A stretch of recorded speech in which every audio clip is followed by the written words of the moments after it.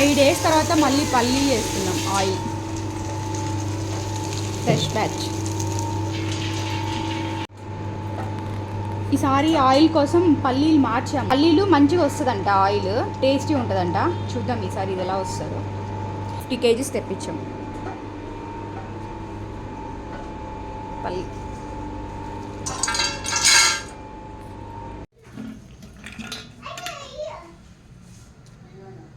Pure పల్లి oil.